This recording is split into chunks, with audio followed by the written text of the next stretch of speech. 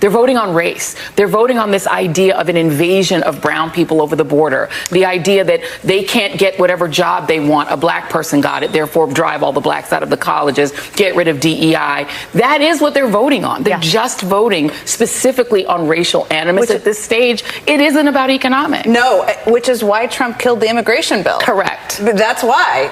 And because otherwise, he can't run against the other and brown people and people who don't look like him, like his supporters, his base of supporters, coming across the border and scaring people and killing people or whatever he's threatening out there. I mean, if you look at some of these exit polls, I mean, I live in Virginia.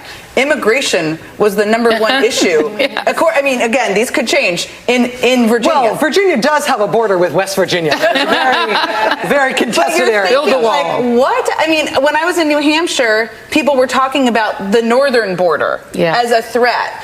Because Trump has indoctrinated people with this fear of people who do not look like them being a threat to them. But as you know, I mean, in every election cycle, particularly when there's a Democratic incumbent, we get reminded about the borders, and the borders become a thing again. And then if there's a Republican in office, we don't think about them anymore. It's the deficit and the border. Like you make these things an issue. You make them into boogeymen. You make them into something that grabs you from under the bed at night as soon as you wake up. As long as there's a Democratic incumbent to blame on it, you make sure that nothing's ever done to fix either, and then you hope that people stop talking about them once you've got a Republican office.